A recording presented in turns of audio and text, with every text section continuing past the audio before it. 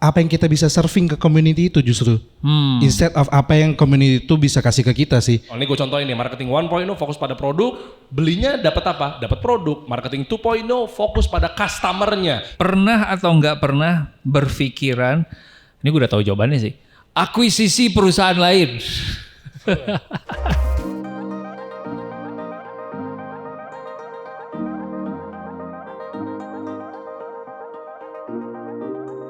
Boleh mengenalkan diri kembali, tapi caranya adalah dengan bercerita satu inovasi yang paling berdampak di bidangnya Mas Dery atau Mas Dedi sendiri dalam setahun terakhir yang baru dilakukan. Silakan. Senior, thank you. Halo, nama aku Dedi Wiryawan. Aku dari RWDGG, kita investment di Creative Industries. Langsung aja kalau untuk ngejawab ya. Yang paling recent untuk innovate, aku ngambil contoh dari company kita kali ya. Boleh banget. Itu definitely AI. Okay. Itu innovate, kita punya company dari ujung ke ujung. Dari creative thinking, dari business model, dari image generations, even dari financial untuk kita bikin projections itu AI. Definitely AI itu hal yang paling inovatif di kita, whether itu untuk naikin kita punya quality ataupun naikin kita punya quantity, jadi speed kita naik, atau speed kita naik jadi kita punya spare time buat ngulik kita punya quality work. Definitely AI. Boleh didalamin sedikit nggak? Nanti abis ini aku ke Mas Dery ya. Soalnya kan saya yakin teman-teman di ruangan ini udah dengar AI udah bosen kali ya. Ini ada AI versi anak intern, ada AI versi artificial intelligence, ada AI lain lagi gitu. Nah, dalam konteks tadi secara bisnis, prakteknya gimana sih? Kalau misalkan untuk generate gambar, untuk generate kreatif ide, untuk bikin kayak sebuah draft tulisan, kita kebayang ya. Teman-teman pasti udah pernah ngerasain tinggal tanya ChatGPT tuh bikinin. Tapi yang sisi finance, sisi yang lainnya tuh bisa seberapa berdampak emang? Berdampak banget, soalnya kalau di AI itu jatuhnya kita kayak punya departemen analis sendiri jatuhnya. Oke. Instead of kita menganalisa numbers kita di finance itu satu persatu, kita bisa technical nih ya, kita bisa submit numbers itu ke AI dan kita asking ada yang loophole atau enggak, ada yang salah apa enggak di numbers ini, atau gimana caranya kita bisa bikin numbers ini presentable better gitu, kita asking. Nah itu dia bisa kasih insights balik ke kita tuh. Jadi yang dikasih ke AI itu adalah Excel file, isinya adalah financial kita. Betul, projections. Terus kita tanya. Betul. Analisa dia apa? Betul. Wow, hemat ya, nggak usah bayar konsultan lagi ya. Betul, kita jadi ada konsultan sendiri ya, jadi ada bestie. Thank you for sharing that. Nanti kita bahas lebih dalam lagi. Mas Dery silakan. Ini inovasinya pasti beda nih. Ya oke, bismillah. Assalamualaikum warahmatullahi wabarakatuh. Alhamdulillah wassalatu wassalamu ala rasulillah ma ba'd. Saya juga penonton beliau nih ya. Luar biasa podcastnya. Oke, jadi gini teman-teman ya, inovasi ya. Saya pelaku media mungkin baru lah ya, banyak guru-guru saya di sini. Saya 15 tahun di dunia media. Dari 2005 udah masuk ruang siaran, baik itu penyiar maupun manajemen, sampai ke 2020, berarti 15 tahun kita di dunia media. Tapi kita tahu bahwa menurut saya, tanpa mau ngerasa hormat, saya ada di kubu yang mayoritas ya, saya nggak bilang sepenuhnya ya. TV is dying, radio is dying. Jadi udah mulai terjun payung lah. Menurut saya, bisa jadi saya salah. Artinya inovasi yang dilakukan adalah gimana caranya nyari pundi-pundi cuan lewat media juga, tapi dunianya sudah berubah. Akhirnya saya dapatkan pengen punya radio sendiri, pengen punya TV sendiri, tapi ternyata sistemnya sudah berbeda, gamenya sudah berbeda menurut saya. Akhirnya saya hadir di dunia media digital, TV digital. Nah, terlepas dari tadi dibilang AI betul keren, tapi memang berasa sekali saya dapat revenue yang luar biasa sampai akhirnya atas izin Allah media kami diinvest sama raksasa media di luar sana yang bernama Om Deddy Corbuzier lewat Corbuzier Podcast-nya, itu yang akhirnya menjadi satu acuan bahwa oh tenang aja teman-teman pelaku media, kita berwadah di digital ternyata cuanisasi loh dan lain sebagainya gitu. Nah itulah yang akhirnya kaget, jujur kasih solusi atau PT kasih solusi usaha Indonesia ini kelinci percobaan saya. Karena hidup saya nggak pernah ada di industri lain kecuali media. 15 tahun saya ada di dunia media. Saya nggak pernah ada kerja di perusahaan apalah, keuangan lah, apa segala macamnya, atau mungkin kayak Mengkari, setipenya dan seterusnya. Makanya saya tahu kacamata saya media. Makanya begitu saya tahu saya akan punya media sendiri, belajar sama guru-guru saya, Pak Erick Thohir, Pak Adrian Sarkawi, atau mungkin media-media yang lainnya gitu, bos saya di waktu itu Indra Guna Sutowo. Ternyata kunci percobaannya kasih solusi, bro. Ini kunci percobaan. Jadi bisnis dalam tanda kutip ya, bisnis pertama saya yang di dunia media besar, atau mungkin pertama juga, ternyata media yang akhirnya returnnya wow gitu. Atas izin Allah dapat Alphard berkali-kali gitu loh. Bahasa bercandanya gitu. Itulah makanya inovasi yang kami lakukan. Ternyata dari teman-teman pelaku media, kalau lihat sekarang petanya udah berubah, Nielsen udah nggak bisa diukur dari segi misal bagi untuk yang TV atau media konvensional, analog. Ini waktu yang tepat sebenarnya untuk ke digital, itu sih palingan, bro. Oke, thank you. Ya, terima kasih. Menarik ya media, karena teman-teman kita bertiga di sini semua punya podcast. Ya. Saya jadi pengen ngulik, menurut Mas Dery dan Mas Dedi, apakah podcast pada masa itu dibikin masing-masing dan sekarang di 2024 masih masuk kategori inovasi apa enggak? Menurut aku sih masih ya. Iya. Karena formatnya aja yang berubah. Tapi bosan gak sih ngeliat orang tuh isinya talk show semua, ngobrol gitu. Makin berasa flat. Nah, tapi masih berasa inovasi kenapa? Aku sih masih berasanya inovasi karena di sana whether dari sisi host atau dari sisi audiens ya. Dulu kan beneran cuma di iPod ya kan, iPod podcast, cuma mendengar. Sekarang banyak yang bikin formatnya video. Itu experience untuk kayak hal yang paling cepat untuk kita bisa tahu isi kepala orang dalam 1 atau 2 jam dibandingkan kita cuma ngopi dan lain-lain segala macam. Jadi menurut aku podcast masih strong. Masih strong. Bahkan di 2024 ini. Yes. Sebentar aku dalamin. Masih strong karena podcast itu menjadi pendukung bisnis-bisnis Anda yang lain. Ini diam-diam punya 9 bisnis yang berbeda ya. Atau podcast itu punya fungsi lain secara inovasi. On my side I think pendukung. Tapi on Joe Rogan side itu udah jadi the main. Tergantung agenda kayaknya. Oke.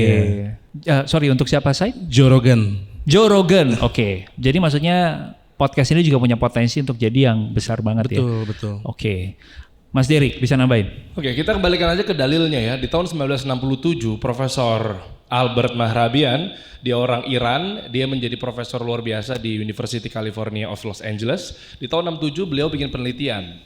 Bayangkan, 67. Dia udah memprediksi bahwa nantinya, mungkin kalau bahasa sekarangnya di tahun 2024 nanti nih gitu ya. Nah, nanti akan ada satu teori yang kita harus dalami adalah teori komunikasi lebih dalam yang mengerucut pada media. Dia udah bisa memproyeksi dan memprediksi tahun 67, bayangin. Mungkin RCTI belum ada, mungkin TV-TV swasta belum ada. Apa itu? Dia punya keluarin satu teori namanya 3V, VVV, atau visual, vocal, verbal. Nah, apa itu maksudnya? Visual adalah pasti appearance, gesture, body language, dan lain sebagainya. Yang kedua adalah vocal, audio, suara, voice note, apapun itu bentuknya. Yang ketiga adalah verbal. Verbal gimana tafsirannya? Kata-kata yang dituang dalam sebuah tulisan. Lihat sekarang tahun 2024. Petanya Pak Albert yang udah dibahas dari awal itu adalah ternyata benar. Keluarlah media TV, media radio, media cetak. Bukankah itu 3V? Nah itu makanya kalau ditanya tadi adalah masih ada nggak? Ya ada, memang itu teori komunikasi dan gimana caranya orang menyampaikan sebuah produk jualan kita karena Equil nggak bisa ngomong. Masalahnya itu gimana cara dia ngomong kalau bukan kita yang menyampaikan. Makanya paling tinggi 55% didukung sama visual. Sisanya adalah minoritasnya, tinggal dibagi 2 aja. Nah, artinya ketika orang berkonten hanya lewat tulisan dibaca, iya. Tapi mungkin ada yang minat baca turun, oke lah skip. Tulisan udah mulai ada audionya, makanya Spotify, Noise dan lain sebagainya, oke. Tapi kayaknya kurang menarik deh, makanya ditambah lagi ada visualnya. SOP kami, postingan di seluruh unit bisnis kami dikasih solusi, ada travel umroh, agency, sekolah bisnis dan seterusnya. Turunannya pasti wajib memenuhi 3V, bro. Apa itu? Perhatiin deh, ada headernya atau headline-nya yang ada di atas kepala postingan kita tuh. Itu mewakili verbal. Verbal yang kedua adalah subtitle. Wajib juga di kita. Wajib subtitle. Oke? Visualnya ya ada gambarnya. Audionya ya wajib dengan proper. Makanya kami pelaku media sangat sebegitu signifikannya. Saking ada yang backup maupun itu gaining untuk naikin volumenya, kami pakai 2 audio. Saya kemana-mana selalu 2 audio. Ini bukti konkret bahwa kami komit di media. Ada 2 audio, 2 device, kamera profesional sama kamera handphonenya untuk backup. Emang kayak begitu. Sekarang udah, Bu, Pak, udah berubah zaman. Jadi kami udah, SOP-nya udah saya di rumah, saya di mana udah nempel nih mic. Karena untuk clear, masuk audionya kontennya. Masuk mobil udah ceklek, turun mobil udah standby terus-terusan. Kalau di podcast beda karena ada mikrofonnya kan. Betul. Nah itu satu. Mungkin kalau ada waktu. Yang kedua adalah saya punya rumus 4 pilar. Bisa dicatat juga buat teman-teman semua. Kalau di rumus saya adalah mungkin terdengarnya subjektif ya mengenai media lagi ya. 4. Yang pertama adalah saya bakal bahasa kasarannya ya. Haram hukumnya jualan bahasa duniawinya ya. Haram hukumnya punya retail. Siapa yang mau beli retail? Beli minum saya. Minum ini 2 kali, saya minum 2 dan seterusnya, apapun itu bentuknya. Tapi kalau nggak punya dia hadir di berbagai macam event percuma. Contoh, lu punya sebagus apapun misalnya, tapi kalau nggak hadir di mata-mata publik gimana? Makanya rata-rata UMKM pebisnis hadir di jadi tenan, itu event. Tapi kena lagi hukum haramnya lagi nih, bahasa duniawinya sayanya mah, dilarang hadir di event kalau nggak punya community. Naik lagi tuh ke atas community. Ya iyalah lu buka booth, terus yang datang siapa yang ngarapin orang random? Orang datang umum ke tempat event pasti karena dia udah tahu dia mau datang ke boothnya siapa. Kena lagi tuh larangannya. Dilarang hadir di event. Terakhir sebelumnya kalau belum punya community, berarti harus bangun lagi community. Apakah langsung keluar dari sini? Aha, aku mau bikin community. Siapa Anda siapa? Keluar dari sini, gue bikin komunitas desain yuk, Anda siapa? Nah community yang mengacunya pada siapa? Media. Jadi pilar terakhir adalah media, ada personal branding, ada corporate branding dan seterusnya, bisa menggiring opini, bisa menjadi loyalitas sama apapun orang-orang yang atau mungkin elemen-elemen yang ada di media. Makanya rumus dasar saya adalah jangan dulu buru-buru buka retail kalau nggak punya media. Media itu sama dengan kolam, sama dengan ikan, sama dengan demand. Jadi demand itu harus di-create. Makanya sebelum peta, tadi kan gue ngobrol sama lu ya Bi, di luar kan, gue bilang peta lu bagus pertanyaannya, lu udah ngeset ini semuanya ekosistem di bawahnya, lu bikin media dulu baru mikirin ke depan. Tidak, atas izin Allah kita udah petain 5 tahun ke depan mau ngapain. Yes. 5 tahun ke depan mau ngapain, retail kami ada di situ. Nah sekarang call to actionnya, funnelingnya kita lagi buka pelan-pelan. 3, agency, media agency yang mau bikin podcast, mau bikin talk show, mau bikin creative agency, media agency lah, travel umroh, sekolah bisnis. Kita lagi develop kampus, university atau business school gitu ya, bareng sama guru saya Pak Abi. Itu udah kita petain. Tapi kolamnya dibentuknya pakai apa? Media. Jadi kita ngumpet-ngumpet gitu lah. Travel umroh lagi dirancang, izin lagi diurus, ya, agency lagi kita, timnya udah kita grooming, sekolahnya lagi kita, batanya lagi kita susun, semen lagi kita templokin. Tapi kita ngumpet, saya nggak pernah ngomong itu. Tapi sambari saya syuting podcast. Barulah saatnya convert, kasih tahu kita punya ini, alhamdulillah ya udah kan tinggal nyayur, orang audiens udah punya, yes. Tinggal ketemu di laporan keuangan. Nah teman-teman ini perhatikan baik-baik ya, ketika Mas Diri berbicara itu jangan langsung ngelihat bahwa oh ini ngomongin media nih bukan gua nih, enggak. Yang dilihat itu adalah apa yang dia lakukan, lalu dicari irisannya sama bisnis kita sekarang. Nggak harus plek-ketiplek ngambil langkah demi langkahnya persis. Betul, nggak harus. Ya? Kan media itu kan banyak turunannya. Media bagi menjadi 2, dialog, monolog. Monolog mana? Monolog, podcast, talk show, ketemu orang. Ya, berapa harga outfit lo? Berapa gaji CEO Mekari? Berapa gaji CEO startup? Kok pada ketawa? Ini udah banyak nih. Ini ada 50-an orang bisa dikontenin semua nih. Nggak boleh pulang semua jadi konten ya. Itu media. Lo kenal Iben dari mana? Lu kenal Willy Salim dari mana? That's my idea. Gitu. Lu bangun apa? Monolog. Deddy Kobuzer ada monolognya. Yang dia ngomong sendiri itu. Indra Nugroho. Dan seterusnya. Jadi ini media tuh jangan dilihat TV, duduk, pakai kamera, pakai mic. Bukan. Bangun konten, bangun personal brand dan seterusnya. Kolam tuh dibangun. Anda tiba-tiba nebar pelet. Kalau di dalam kolam yang gak ada ikannya siapa yang mau nyaplok, Bu? Menarik. Ikannya dikumpulin dulu gitu. Menarik. Ini mungkin buat beberapa orang-orang akan ngerasa kayak sebuah inovasi yang beda banget. Karena ya ada masanya Mas, yang zamannya kita tuh bikin produk dulu, baru jor-joran kita iklanin. Silakan, tapi Iya kan? ya jadi nggak enak ya. Katanya kan ada duit, betul? Betul. Kan ada produknya, Betul. ya. Ya kalau memang konotasinya duit, harusnya nggak ada berita tutupnya JDID dong. Dia bakar kok. Betul. Fabilio kemana? Harusnya kita nggak harus mendiskreditkan, kita edukasi semuanya, kita based on media yang saya baca. Kalau memang Fabilio ada lagi kan saya bacanya di Google itu, di detik.com. Betul. Jadi buat teman-teman yang saya ambil dari hari ini sampai sekarang, inovasi pertama yang teman-teman bisa lakukan adalah gimana caranya bikin kolamnya dulu.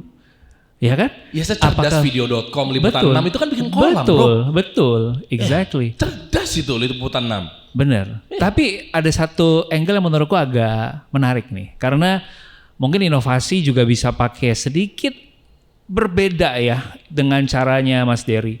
Aku kembali ke Mas Dedi. Karena tadi di belakang kita ngobrolin bagaimana bisa ngebangun 9 bisnis yang berbeda. Tapi kayaknya kolamnya belum ada dulu kan? Betul. Nah, ini menurutku menarik. Jadi kita bisa ngeliat inovasi dari Mari berbagai kita angle. debat deh. Mari kita debat.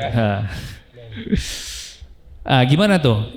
Mungkin bisa diceritain dulu dari kolamnya sebenarnya udah ada, tapi gimana bisa meng-track itu tanpa kita harus sendiri yang bikin? Mungkin seperti itu.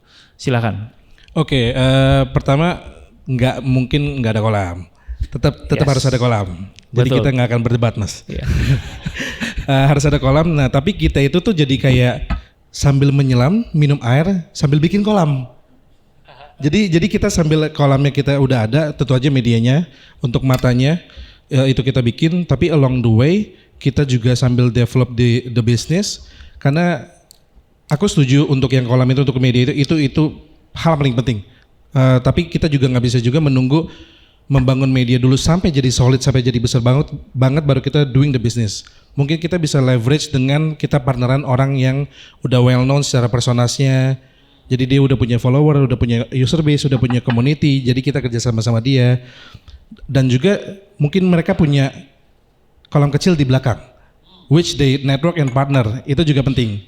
Jadi ketika kita start something bisnis itu kita nggak mulai dari nol, tapi mereka di belakang itu udah punya kolam belakang yang networknya cukup besar bisa membantu bisnis kita. Tapi kolam besarnya itu sangat penting.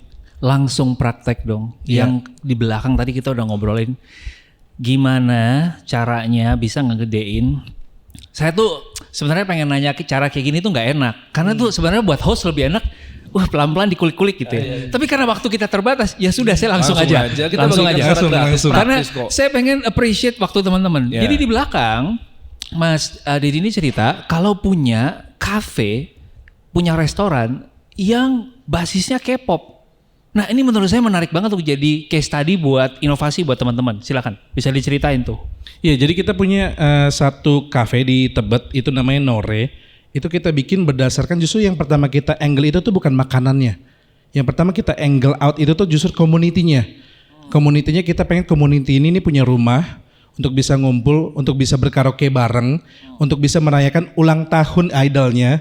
Jadi kita bikin space itu tuh berdasarkan thinking dari community-nya, bukan berdasarkan dari bisnisnya dulu. Aktivitas mereka yang mereka lakukan tuh apa sih biasanya? Oh, mereka suka ngumpul, suka karaoke bareng, suka merayakan ulang tahun dengan taut K-popnya itu.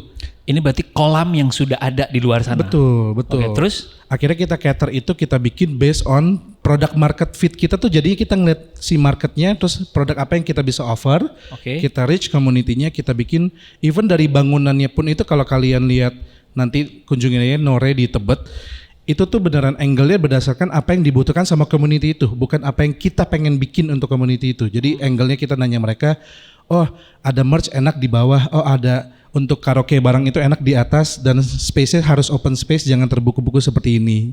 Jadi sekarang itu kita sering melakukan every week itu selalu komunitas K-pop dari girl band atau boy band lain, masing-masing community itu sering mengumpul di sana untuk gathering, melakukan activity sambil bisa makan makanan Korea. Gitu. Tapi gini. Buat teman-teman nih ya, mungkin belum kebayang gimana caranya menemukan si community atau si kolam ini, terus gimana cara approach ke mereka, gimana cara meyakinkan mereka, gimana cara bekerja sama dengan mereka, dan apakah itu semua tadi udah dipikirkan dari awal? Kalau ternyata mereka nggak mau, gue nggak bikin. Atau gimana waktu itu? Kuncinya di R&D sih. R&D, Iya oke. betul. Jadi sebelum kita istilah startup kan product market fit kan. Iya. Kita cari fitnya kemana. Nah kita in reverse tuh. Kita beneran doing research, beneran kayak UX researcher gitu. Beneran nanya-nanya sama community, canvassing, terus community activity-nya apa aja. Kita dekatkan, terus kita nanya, bener-bener kita survei. Jadi misalkan komunitinya lagi di mana, terus Mas Dedi ke sana hangout bareng sama mereka gitu? Betul. Oh, Mau iya? nggak mau. Jadi beneran kita harus nanyain kira-kira activity yang relevan buat mereka apa gitu. Oke. Contoh, seberapa kenal nih sama komunitinya, boleh? Contoh paling konkret itu salah satu ART aku tuh K-popers. Salah satu ART-nya Betul. K-popers. Oke. Betul. Jadi we doing interview kayak on daily basis. Emang kalau kayak gini tuh kalian tuh mau beli ya? Harga segini tuh kalian mau beli ya? Ke si ART. Betul. Terus coba nitip tanya dong ke community kalian. Kalau misalnya kita setup ini kalian pada mau gak? Oke. Itu satu. Di Oke. kantor kita K-popersnya banyak yang demen K-pop tuh banyak. Jadi kita nanya, kita jadi langsung naruh sepatu di users, kita nanya ini menurut lo gimana? Ini menurut lo gimana? Relevan apa enggak? Oke. Katro apa enggak gitu. Ini pertanyaannya kayak via WA aja tuh dibikin sebuah Google Form sih gitu maksudnya? Prakteknya kita nanya beneran ngobrol doang, dicatat di kepala, abis itu balik ke Notion. kita catat di notes, ya itu jadi insight yang kita temukan. Gitu. Nah ini penting teman-teman ya. Yang diambil adalah garis besarnya yang bisa dipraktikkan ke teman-teman. Mungkin teman-teman bisa langsung melakukan riset yang sama juga ke komunitas atau kolam yang pengen teman-teman incar dengan membuat sebuah rangkuman pertanyaan yang udah siap. Tapi nggak usah bilang kalau itu riset. Iya. Nyebur aja ke dalam komunitas, gaul sama mereka dan pelan-pelan tuh sambil ngobrol, sambil makan, sambil ngafe, selesai baru dikumpulin ya. Jadi data yang akhirnya terkompil dengan rapi gitu. Betul. I see. Oke, aku langsung kebayang sih mau ngapain habis ini pulang. Komunitas atau kolam mana yang bilang kita incer ya? Oke, tapi gini, ini pertanyaan buat dua-duanya ya. Tadi kita nyebut komunitas. Tadi juga sebelum ini Mas Adam ya, masih di sini kan nih? Ya, juga ngobrolin soal komunitas. Kayaknya komunitas ini jadi sebuah buzzword baru yang semua orang tuh kayak, gue harus tahu ini. Pertanyaannya, di konteks bisnisnya teman-teman masing-masing dan buat teman-teman yang lain, kapan kita memutuskan, oh inovasi komunitas ini cocok buat gua, inovasi komunitas ini nggak perlu gua ikutin. Jadi mengenai komunitas ya, jadi kan ini kan lagi kita ngomongin kita buat produk, artinya kan ada kata produksi dalam produsen. Betul. Berarti haknya yang mengkonsumsi jangan diatur, jangan sotoy. Dalam tanda kutip jangan jadi oknum pelaku kreatif sotoy. Kalau saya ngomongnya begitu. Iya kan? Nah, jadi lucunya adalah sebelum kita bahas ke komunitas gini, maksudnya subjektivitas kosong tuh soto itu gimana? Kita kan produsen nggak keluar dari produksi.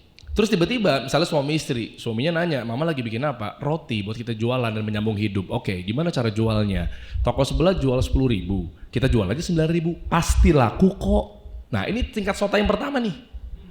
Kenapa saya bilang bukan masalah kepastiannya, itu udah hasil, udah urusan kalau kami di Muslim Allah gitu. Tapi maksudnya gini, bukan itunya yang lagi kita bahas adalah udah tahu produksi produsen.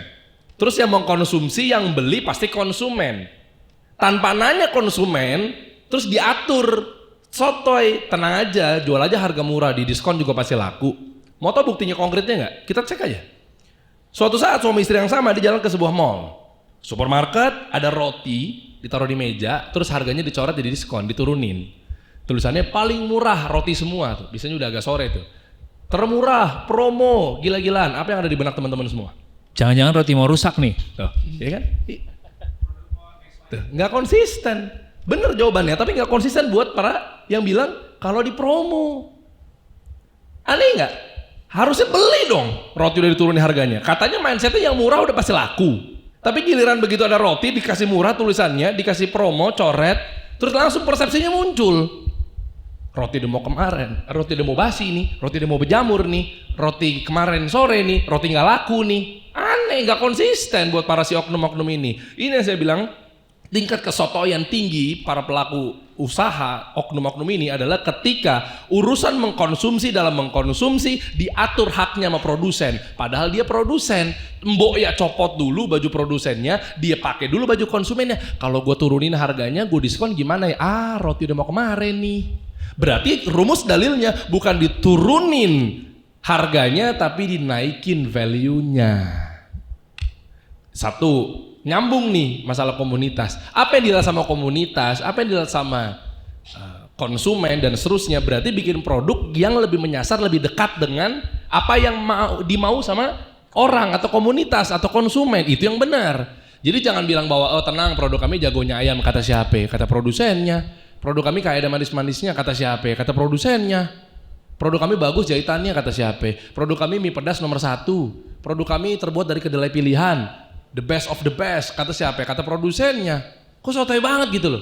Nah sementara harusnya kita melibati ada komunitas di sana, dicek dulu kebutuhannya dia apa, baru kita sasar. Contoh, makanya bikin produk, seakan-akan ada orang suka pakai baju warna hitam, terus tiba-tiba ada ketombean di mana-mana, diviralin sama Ruby. Misalnya dia usil, besoknya lagi si Dery pakai baju warna hitam datang ke tempat Ruby diajakin ngopi. Dari jauh kejauhan si Ruby nanya, tumben lu berani pakai baju warna hitam? Pakai hitam, siapa takut? Itu baru yang benar. Ngangkat value dan manfaat buat konsumen dulu diutamakan. Jangan apa kata saya. Nah balik lagi ke komunitas. Dia akan nempel kok ke kita kalau kita kasih produknya, kasih medianya, apapun bentuknya. Tapi jangan berat bahasanya. Suntikan value-nya harus lebih banyak manfaat buat konsumen. Baru main. Pasti ada jalan, dikasih tulisan mulai aja dulu, dikasih bilang think different, always happiness. Bukan bilang kami minuman karbonasi. Ya gula sama gula, mau ngeles kayak gimana sih lu? Kamu minuman soda nomor 1. Ya tetap aja. Tapi cerdasnya brand itu always happiness. Sehingga orang-orang seakan-akan ini kayak ngariung. Makanya rata-rata cek dari kampung-kampung halaman. Dia kayak nggak ngebangga banget, kayak nggak kurang pas gitu kalau nggak naruh Coca-Cola di mejanya untuk menyambut tamu yang lagi lebaran datang ke rumah. Karena Coca-Cola nggak pernah ngomong produknya. Ini lagi kita edukasi. Berarti kalau ngebangun komunitas gimana caranya loyal sama kita, udah sering-sering dilibati belum manfaat buat dia.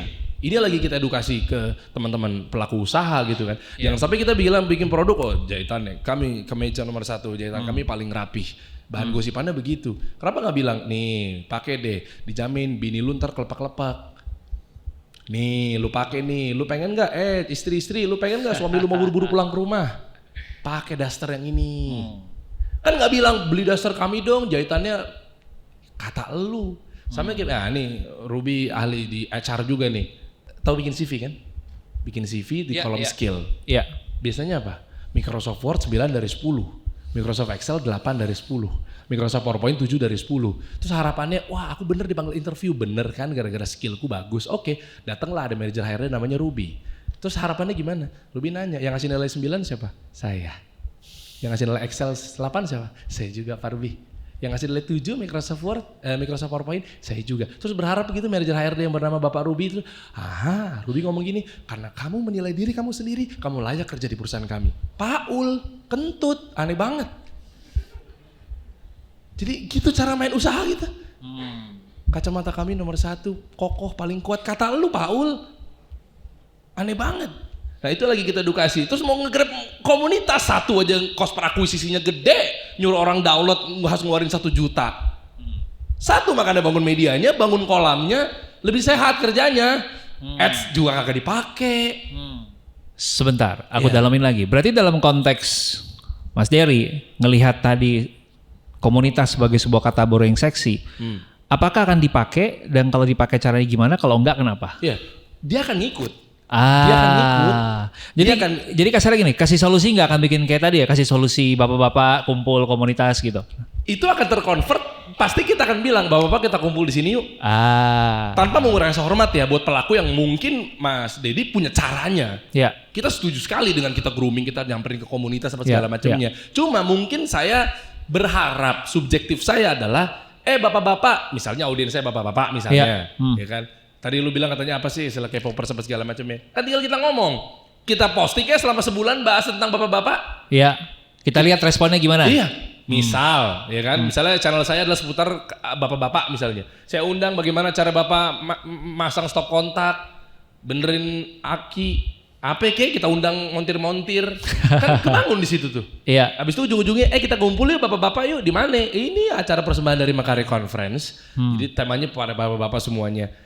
Jadi kalau saya sih pengen nge-shortcutnya begitu. Betul. Mungkin saya nggak seahli Mas Dedi yang lain sebagainya untuk ketok pintu. Mungkin saya nggak ahli, makanya cara saya adalah jago kandang aja deh, kita bangun media sendiri. Iya. Baru kita arahin gitu. Kita punya mall loh, kita punya Dairy Studio loh, kita punya Dairy Bank loh, kita punya Dairy Mall loh, DSM, Dairy Studio Mall loh. Kan enak kalau udah punya TV. Iya. Tinggal kita convert gitu. Dan itu valid banget caranya. Caranya Mas Dedi juga valid. Oh iya. Dengan strength-nya masing-masing. Cara satu, yang kedua cara ngelesnya aja. Karena gue mungkin bukan orang IO, bukan orang event, bukan orang on ground, bukan orang markom misal gitu ya. Iya. Ya udah, gue main di rumah aja deh. Gitu. Dan ntar lu yang pada datang aja ya. Abis ntar gue kasih tahu, kita ketemu ntar di lokasi. Betul. Kalau cara saya bangun kolam dan bangun funneling dan seterusnya istilahnya kan, untuk nge-convert ke sales, manggil orang untuk melakukan aksi, apa bahasa Inggrisnya, call to action, manggil orang untuk melakukan aksi dan seterusnya, itu ya kalau kolamnya udah kita pegang, enak sih. Koko Ruby. Thank you banget. Sama-sama. Jawabannya sangat komprehensif. Mas Dedi mau nambahin mungkin, bagaimana buat teman-teman di sini untuk memutuskan ketika dia mendengar sebuah buzzword baru nih, ada tren baru, inovasi baru, komunitas, saya mau memutuskan mau ngambil, pakai apa nggak pakai itu gimana gitu? Angle-nya menurut aku sih harus balik lagi dari sisi kita ya. Kita ngelihat, kita setuju sama poin Mas Dery tadi. Apa yang kita bisa serving ke community itu justru instead of apa yang community itu bisa kasih ke kita sih. Betul. Karena ketika mereka kita serving, jadi giving dulu sama mereka, itu nanti akan ada bisnis dengan sendirinya kok.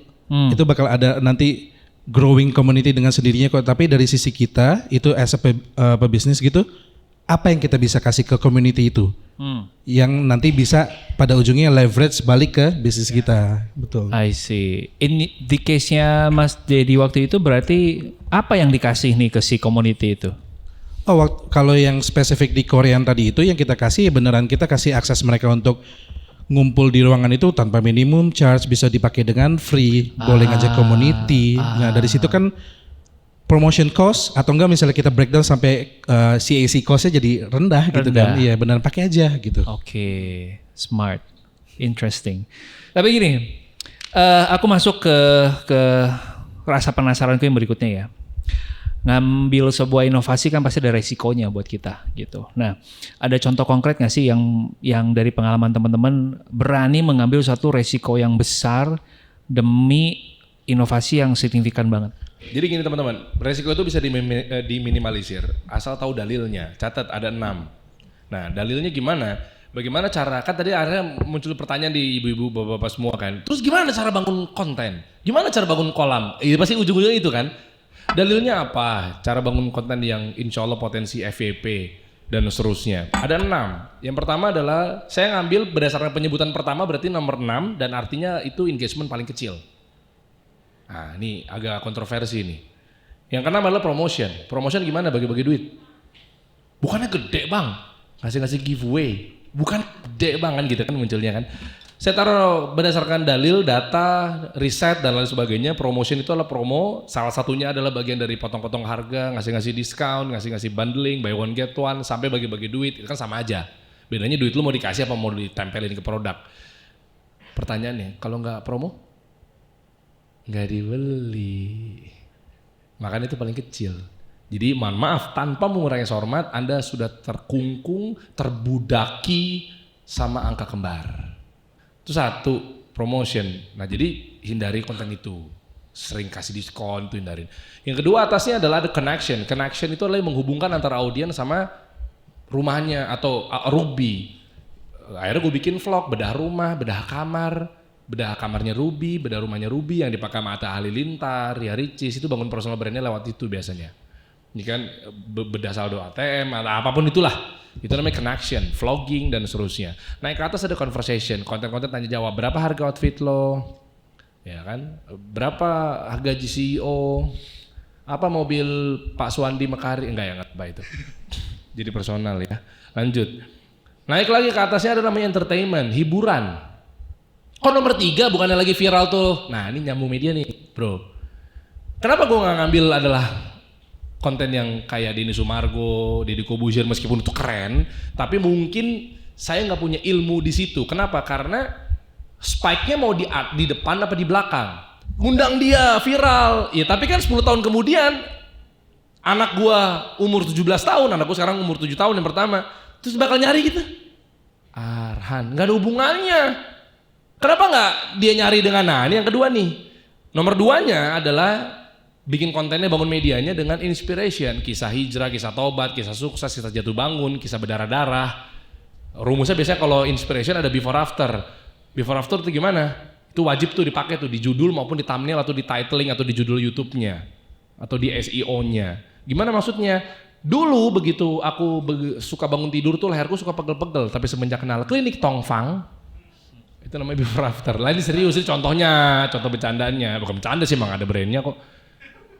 Dulunya gembel jalanan, kini punya 1000 hektar tambak udang. Nah, ya, itu before after, itu biasanya di inspiration. Nah jadi jangan cuma contoh, misalnya gue ngundang Ruby, laki-laki ini mendapatkan 100 juta pertamanya dalam waktu sebulan. Atau dulunya preman Tanah Abang, kini Ruby miliki 100 juta pertamanya dalam waktu 1 bulan. Mana yang lebih menarik lo mau klik? Nah, karena manusia makhluk komparatif, suka banding-bandingin orang. Itu kuncinya, psikologis dan komparatif. Makanya headline minum kopi di coffee shop silang, minum kopi di pinggir laut centang, tahu kan? Kenapa viral? Kenapa dipakai banyak orang? Karena itu udah secara nggak langsung masuk ke komparatif. Jadi manusia butuh sugesti. Oh iya benar, biasanya kan ngopi kan di coffee shop ya. Lah ini di atas laut. Oke juga nih. Nah, kalau tiba-tiba ngopi di atas laut, apa lo aneh? Nah, paham sampai di sini? Nah itu inspiration. Nah yang paling besar datanya paling tinggi tidak lain tidak bukan education. Tips, trik, bagaimana cara, langkah, kiat-kiat. Karena 10 tahun lagi potensi mana coba? Nyari Arhan viral, anak gue nih 10 tahun lagi, atau bagaimana cara memulai bisnis dari nol. Padahal sederhana. Ngundang itu rame, memang spike kenceng di awal, viewsnya gede, tapi pasti kan akan landai. Siapa yang butuh lagi 10 tahun kemudian? Makanya kita maunya aman. Caranya adalah mungkin spike kita pertama-tama 30.000 views. Tapi nanti tiba-tiba ada yang mungkin di AdSense, lah ini 3 digit dari mana ya? Ternyata video gue, lah ini udah 4 juta. Karena sifatnya education. Makanya lihat judul-judul kami dikasih solusi pasti 2. Kalau nggak education, inspiration. Kisah hijrah, kisah taubat, kisah mu'alaf, kisah jatuh bangun, kisah berdarah-darah, kisah begana begini-begini, kisah sukses. Atau cara membangun bisnis F&B. Kita undang ownernya Haus. Owner Haus akan bagikan bagaimana cara membangun bisnis minuman kekinian. Kan gitu cara main kita. Nah itu kalau mau selamat begitu. Nah baik itu personal branding, konten monolog, bikin konten apa segala macam ya, kolam kebangun. Dan satu lagi harus fokus, jangan terlalu lebar. Anda mau dikenal sebagai personal brandnya atau mungkin medianya apa? UMKM aja paling sampingannya perintilannya ya 10% aja. Kadang parenting, kadang kesehatan gitu. Thank you Mas Dery. Ini kalau Mas Dery setiap kali menjawab ada 4 ini, 6 ini, kayaknya udah ada nih Mang. Emang itu trik juga biar lu nungguin kan nomor satunya apa? Nah sekarang Mas Dery silakan. Kembali masih pertanyaan yang sama. Abis ini kita akan masuk ke Q&A. Resiko besar yang diambil untuk menghasilkan inovasi yang signifikan. In your case apa? Oke, tadi dari Mas Dery itu udah ngambil study case yang besar lah ya. Aku ngambil study case yang on daily basis aja, yang kisah sehari-hari di kantor kita gitu. Isi anak-anak kantor kita tuh banyak anak muda, banyak Gen Z. Betul. Jadi mereka very sensitif, very critical terhadap sistem yang kita lakukan di company kita untuk mereka bisa produktif, untuk mereka bisa betah. Nah pas banget karena di sini temanya Road to Makarai Conference. Aku mau bahas salah satu produk mereka yang ini kayak Tepen ya. Produk mereka yang pas mau kita innovate ke dalam company kita tuh jadi risk. Salah satu contohnya adalah kantor kita tuh pada yang untuk tim produksi itu tuh suka kasbon. Nah untuk kasbon itu kan tidak bisa dihilangkan. Karena untuk membantu mereka juga kan. Nah akhirnya kita try to implement satu talentanya untuk nge-track kedisiplinan mereka untuk absensi. Talenta. Apa sekali lagi? Mekari talenta. Pakai Mekari talenta dong. Nah, terus yang kedua itu tuh di dalam talenta itu tuh ada namanya Mekari Flex. Itu kenapa kita bilang itu innovation tapi risky? Karena ketika kita implement itu bisa aja orang-orang tim produksi itu protes semua. Tim produksi kita banyak dan mereka menggunakan kasbon itu tuh setiap bulan selalu dipakai. Kalau kita implement ini adalah inovasi yang membantu kita, apakah ini membantu mereka? Jadi ini sangat risky. Akhirnya kita implement dari talentanya sama dari Mekari Flexnya itu menolong kita dan menolong mereka. Jadi I think untuk yang operations kayak gitu akhirnya kita took a step further even di hal kecil tapi ternyata lumayan impactful besar buat mereka dan kita. Buat Thanks to Mekari Flex. Yeah. Buat konteks jumlah timnya seberapa besar? Jadi kalau kita hitung sekarang kita semua holding itu kita combine itu kita ada 100-an. Tapi untuk tim produksi itu ada puluhan. Jadi kalau kita mengubah itu even non tim produksi pun kan juga suka kasbon kan. Betul. Nah kalau kita ubah jadi strict tapi jadi flawless, akhirnya mereka bisa adapt. Nah itu akhirnya jadi membantu kita. Jadi is a risk yang worth taking untuk di inovasi digital tools. Ini biar nanti bisa jadi cover ya. Before afternya gimana Mas? Setelah pakai itu. Before afternya tuh kita ngambil yang Mekari Flex deh ya. Itu kan untuk kasbon ya. Itu tim finance 30 hari itu ngurusinnya, hari terakhir itu payroll, hari 29 belakangnya ngurusin kasbon. Pencairan, pendataan, buang waktu banget ya. Penagihan, buang waktu banget ketika pakai itu angkat tangan, tinggal monitor aja, tinggal dipotong gaji pas payroll akhir bulan pakai talenta. I see. Gitu. Oke, jadi before afternya adalah bisa menghemat puluhan jam kerjaan gitu ya. Betul. Wah, luar biasa lo ngejilatnya lo. Ya. Enggak. Gue pakai, kami pun juga pakai. Emang karena kan isunya perusahaan kan cash flow kan, bro. Betul. Iya benar. Karena lu kalau tiba-tiba ada yang cash flow ada yang kasbon kasih aja, tapi kita nggak pencatatannya nggak baik, nggak tahu dengan orang mana yang habis kasbon kan isunya pasti cash flow-nya babak belur. Benar. Betul. Bahaya banget. Dan painful sekali gitu ngurusin untuk perkasbonan itu untuk setiap hari. Ngerjain hal yang sama berulang-ulang kali sampai emang harus nggak ada cara lebih baik gitu ngerjain ini. Untungnya sudah ada Mekari Flex. Oke, thank you banget Mas Dery dan Mas Dedi. Ini kalau ngobrol terus nih kayaknya sampai besok bisa jadi 4 episode ya. Karena seru banget tadi di belakang juga. I wish sesi di belakang tadi bisa direkam juga. Very insightful session. Semoga teman-teman juga dapat sesuatu yang bisa dibawa pulang, bisa dipraktekin. Aku pengen langsung ke Q&A. Kita akan coba untuk lihat pertanyaannya. Oke, ini pertanyaan dari Zaki nih ya. Kolam udah ada tapi stuck, udah coba beberapa cara tapi tetap sama. Evaluasi apa yang harus dilakukan? Apakah kolamnya hanya segitu dan harus cari kolam yang lain? Wah, Mas Zaki nih langsung imersif belajarnya, udah pakai bahasa yang sama, kolam. Silakan, siapapun dari teman-teman yang mau menjawab duluan. Ya boleh deh, dari saya deh apa. Dipastikan kalau kayak gitu berarti ikannya nggak dapat manfaat.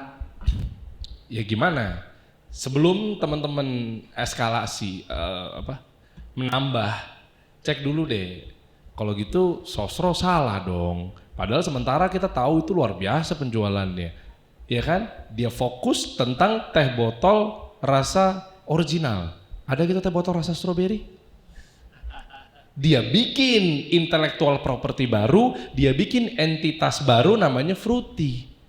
Dia fokus pada rasa buah. Terus ada aja gitu, fruity rasa original? Nggak ada juga. Pasta gigi khusus gigi sensitif. Dia bahasa tentang gigi sensitif, ngilu.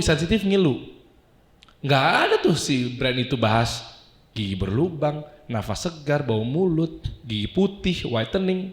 Itu fokusnya. Jadi satu kolam aja, jangan dulu buru-buru seperti pertanyaannya tuh, apakah harus cari kolam lain? Enggak.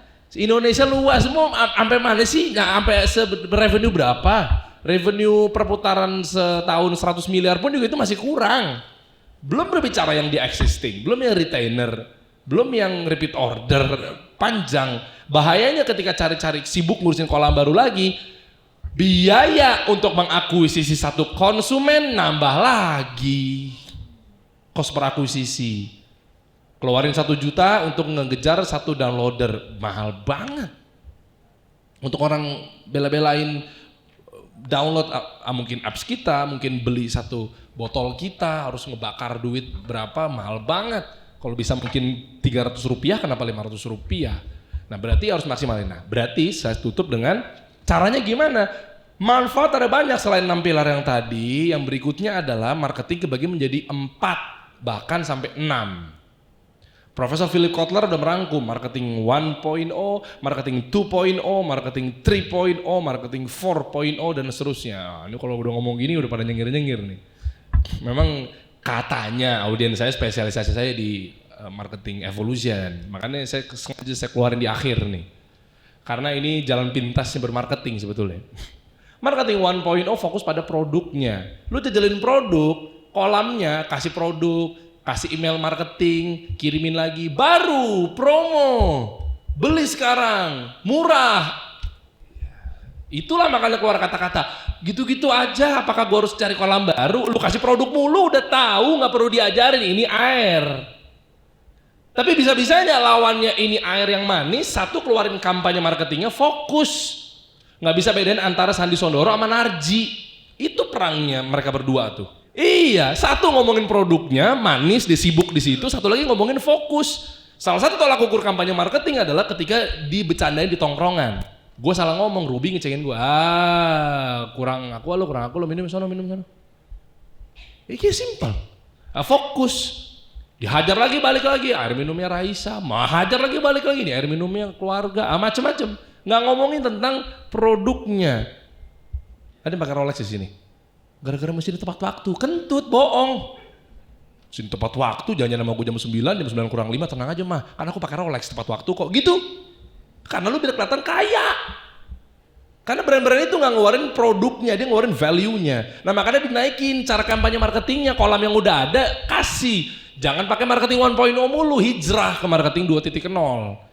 Ke atas 2.0. Nih gue contohin nih, marketing 1.0 fokus pada produk, belinya dapat apa? Dapat produk. Marketing 2.0 fokus pada customernya, diputar, dicelupin, mulai aja dulu, pasti ada jalan, pakai hitam siapa takut. Kalau sudah duduk lupa berdiri, Ligna tuh. Apa urusannya? Kenapa nggak dibilang sofa kami paling empuk? Kalau sudah duduk lupa berdiri, tuh ada perilaku konsumen di situ, nggak ngomongin produknya. Terus gimana? Kalau contoh parfum, nih wanginya vanilla, marketing 1.0. Kalau marketing 2.0, wanginya bisa bikin cewek kelepak-kelepak. Marketing 3.0 bisa dis lagi, beli jadi siapa? Nih jamnya pengusaha sukses. Nih handphonenya konten kreator. Nih Air Jordan, biar lu kalau pakai sepatu ini main basket kelihatan seperti Michael Jordan. Itu yang dipakai sama Nike. Kalau parfum gimana? Spill dong etalase nomor 7. Wanginya kayak cewek baik-baik. Gitu dong, masih di satu-satu mulu, gimana UMKM mau nambah, naik ke atas. Nah jadi ini harus disampaikan ketika tadi kolamnya tuh udah sampai mana, jangan-jangan lu follow up-nya ngirimin pakai CRM, WhatsApp, blast, email marketing, promo, murah, parfumnya enak wanginya.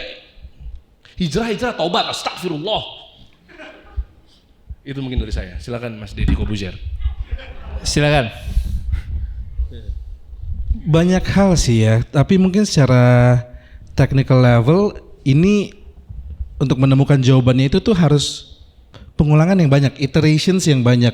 Jadi menemukan iterationsnya yang banyak, di track tuh hasil resultnya ketika udah melakukan A, B, C, D, E sampai Z, A, B, A, C segala macam itu di track. Jadi nggak bias. Aku udah melakukan banyak kok, tapi ternyata ketika di track enggak, lo cuma ngelakuin 3-4 kali gitu loh. Itu satu. Terus mungkin kalau di situ udah mentok juga harus dilihat balik whether dari servicesnya atau produknya udah ada UVP belum, unique value propositions gitu. Yang pembedanya di market apa nih, UVP atau USP gitu. Untuk pembedanya itu seperti apa. Nah mungkin tambahan lagi untuk biar tidak menyerah seperti ini gitu ya. Secara personal mungkin boleh ditanya balik lagi ketika kita provide UVP atau USP, why-nya. Kalau kata Simon Sinek tuh why-nya. the why kita ngelakuin ini. Apakah ini worth fighting for untuk kita lanjut, untuk kita track growth-nya seperti apa. Nah itu balik lagi ke diri kita sendiri untuk nanya lagi ke why-nya. Jadi nanti tahu how-nya dan what-nya itu harus melakukan apa. Nah untuk kolamnya mungkin setuju sama Mas Dery, ini mungkin terlalu cepat untuk mengkonklusikan ini kolamnya terlalu kecil atau harus pindah kolam gitu. Ada trackable metrics-nya gak yang udah diukur untuk menunjukkan dia udah mencoba berkali-kali dan memang harus pindah kolam gitu. Itu sih, harus di-track. Buat Mas Zaki ya, semoga menjawab. Kita masuk ke pertanyaan yang kedua. Semoga kita masih ada waktu. Masih ada, oke. Untuk UMKM mana yang lebih baik? Bangun komunitas atau target komunitas tertentu untuk penetrasi ke sana? Wah, ini boleh nih berantem nih Mas Dery sama Mas Dedi. Tadi soalnya caranya agak beda nih. Dua-duanya valid menurutku. Silakan. Penetrate kalau aku penetrate ke existing. Karena belum punya privilege untuk punya aset seperti Mas Dery, they own media, jadi bisa creating boom community lumayan quick gitu, lumayan cepat. Kalau aku lebih ke penetrating, leverage apa yang udah ada, dan balik lagi ke poin yang pertanyaan sebelumnya, leverage apa yang kita udah ada dan apa yang kita bisa giving ke mereka, baru di situ terjalin kontribusi, kolaborasi, hubungan yang baik sama community-nya, baru dia bisa create, build, or even sell something through the community. Menurut aku sih itu sih. Silakan Mas Dery. Iya, kalau dari saya memang jawabannya bisa 2, bisa 1. Kita ambil dua-duanya aja deh. Kalau jadi 2 berarti yang pertama adalah bangun komunitas. Pasti itu. Jadi kita create gitu. Kita create bahwa saya kasih satu bonus lagi namanya teorinya brand positioning. Jadi tahu Roberto Carlos back kiri apa back kanan? Back kiri. Cafu back kiri apa back kanan? Back kanan. David Beckham back kanan apa back kiri? Sayap kanan apa sayap kiri? Sayap kanan.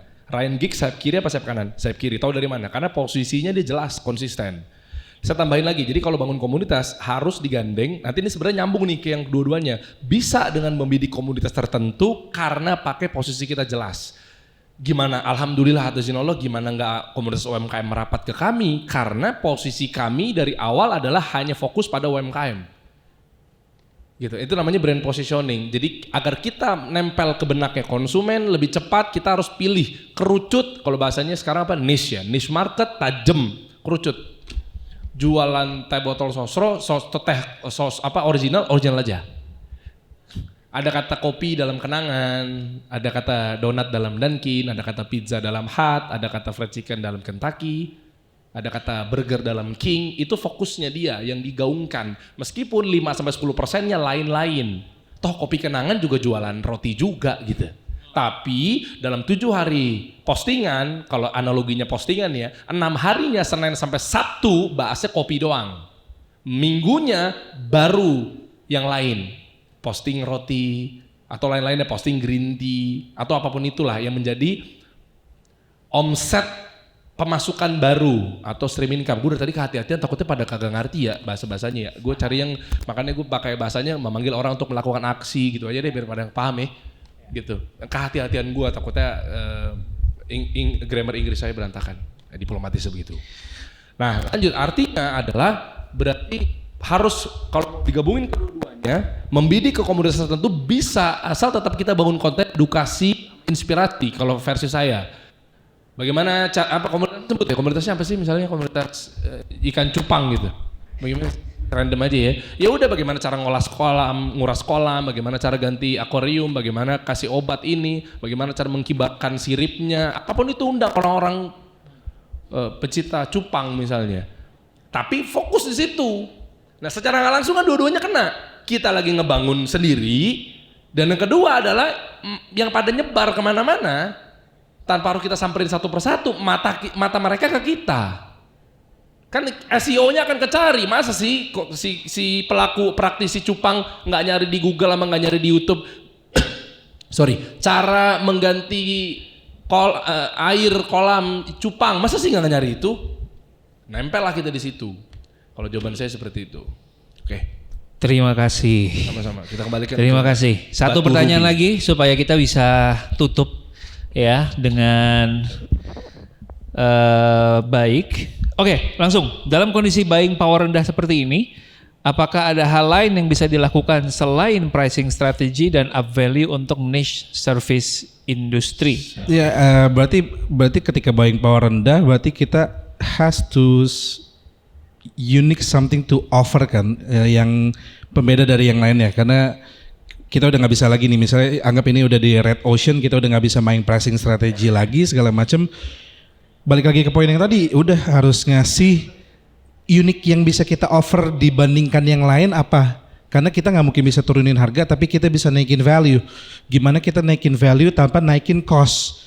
Jadi mungkin itu strategi yang kita harus pikirin, gimana caranya tidak bermain di red ocean dengan perang-perang harga, tapi naikin value dengan existing harga, dengan memilih value apa yang kita bisa naikin tanpa naikin cost. Itu sweet spotnya, kalau bisa seperti itu mungkin akan solve problem ini. Itu sih.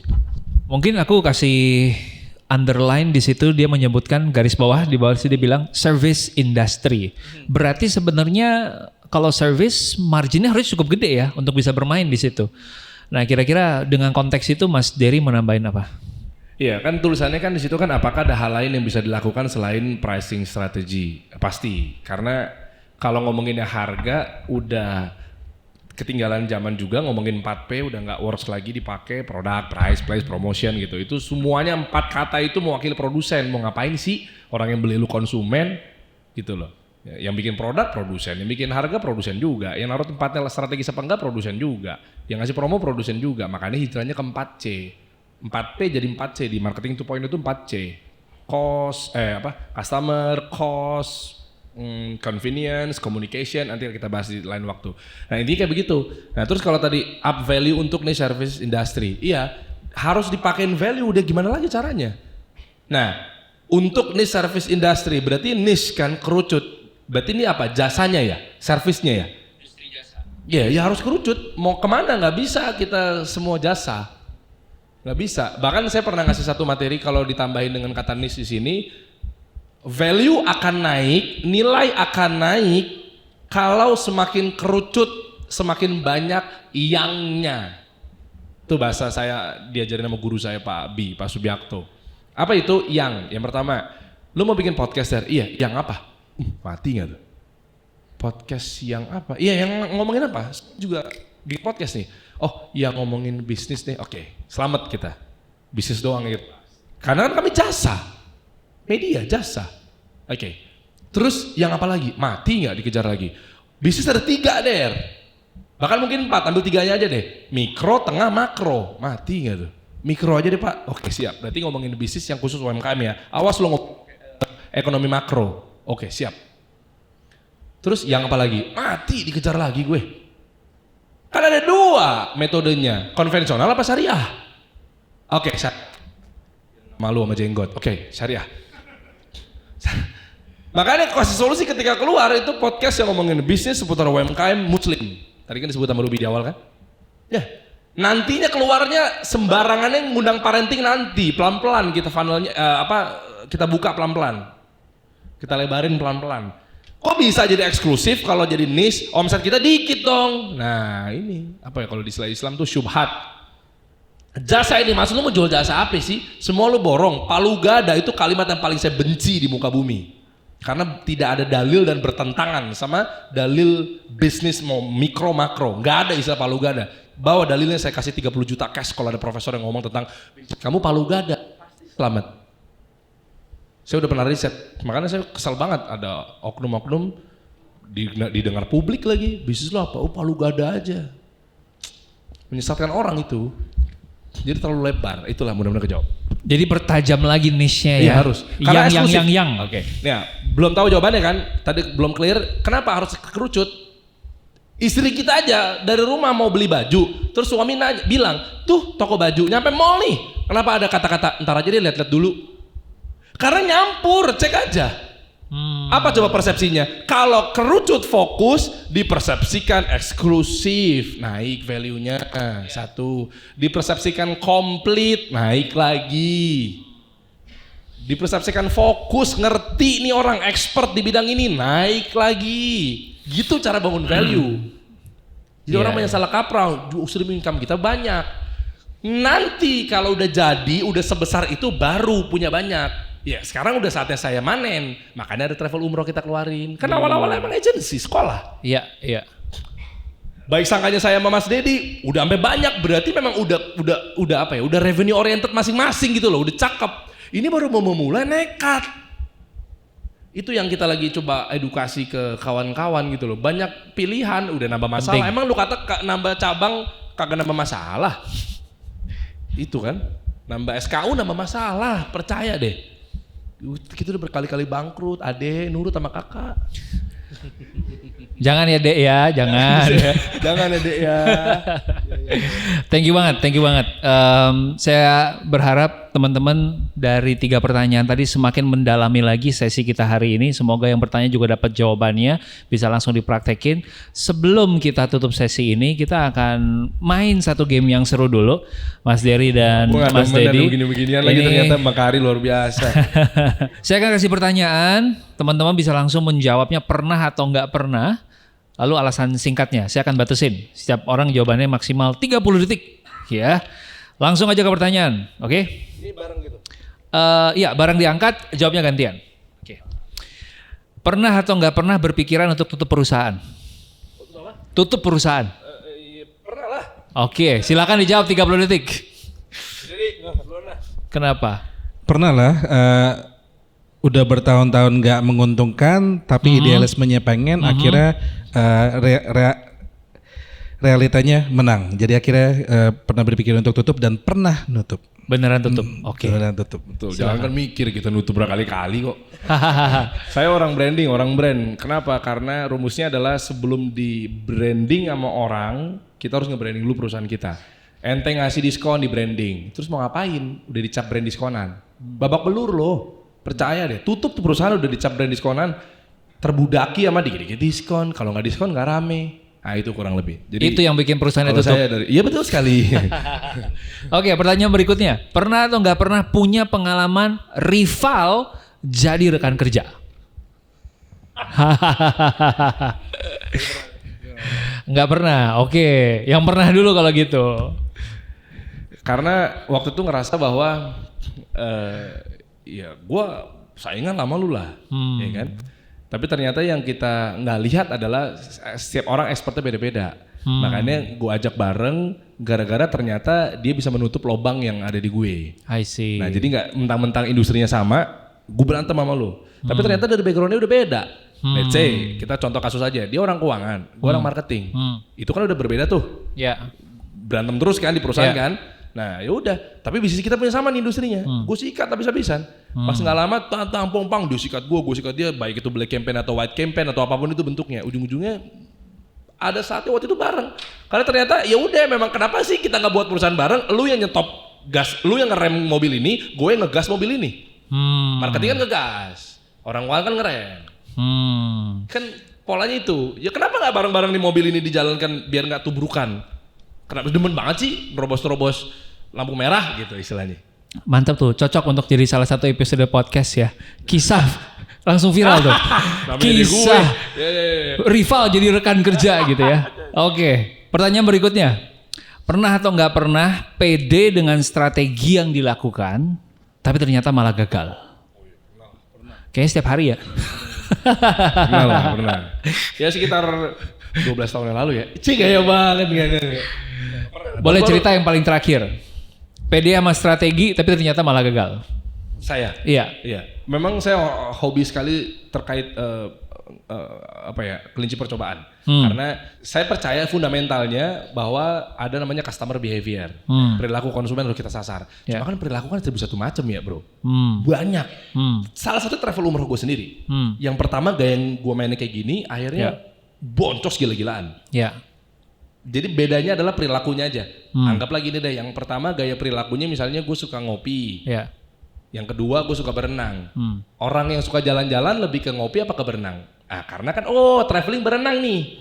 Karena mungkin pantai apa segala macam. Awalnya gue ngesetnya ke kopi, ngopinya. Boncos. Nah itu jadi salah bidik perilakunya aja. Tapi kan kalau kita nggak tes kita nggak tahu. Betul. Poinnya itu aja sih. Betul. Makanya kita belajar dengan adanya Makari Conference ini kan kita tahu. Makanya orang-orang yang di depan ini, kalau saya juga bukan saya lah, khususnya mungkin mereka berdua, ternyata pilihannya Makari insya Allah nggak meleset karena orang-orang yang didugi di sini adalah betul-betul orang-orang yang sudah berjalan berdasarkan apa yang sudah dipraktekkan dia. Tepuk tangan sekali lagi buat Mekaari. Keren. Silakan boleh diceritain yang terakhir strategi yang dilakukan tapi ternyata malah flop. Konten strategi pastinya kita. Oke. Kita kan tiap hari bikin konten lebih dari satu setiap harinya dari multiple companies untuk dipublish. Itu jadi makanan sehari-hari. Pasti ada aja yang salah. Tapi kita justru kalau ada banyak yang salah kita happy. Jadi feedback loopnya ke kita, oh yang ini nggak works. Jadi semua orang satu tim tahu gitu loh. Jadi beneran ya it's okay buat salah dan nantinya nextnya lebih tajam lagi untuk bikin konten. Kalau itu di ranah konten. Lebih baik ngelakuin tapi tahu salahnya daripada nggak ngelakuin apa-apa gitu ya. Betul, Iya. betul. Dan nggak punya datanya malah jadi. Pertanyaan terakhir, pernah atau nggak pernah berpikiran, ini gue udah tahu jawabannya sih, akuisisi perusahaan lain? Nah ini nggak usah dijawab. Karena nanti ketahuan kan strateginya mau akuisisi siapa ya. Terima kasih Mas Dery dan Mas Dedi udah sharing hari ini. Akuisisi Mekaari.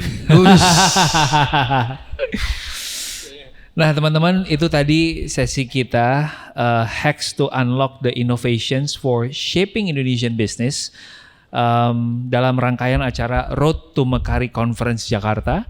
Buat teman-teman yang pengen cari tahu tentang Mekaari Conference, teman-teman bisa langsung aja ke Instagramnya atau ke websitenya. Saya sangat encourage banget, saya hadir tahun lalu untuk sebagai pemateri dan juga saya ngumpul, sesudah itu saya ngikutin sesi-sesinya. Very interesting, very insightful. Sekali lagi thank you untuk Mas Dedi dan Mas Dery buat insight-insightnya. Saya sambil bertanya juga sambil belajar banyak. Thank you buat teman-teman yang udah stay di sini untuk belajar bareng. Selanjutnya saya akan kembalikan lagi ke MC kita.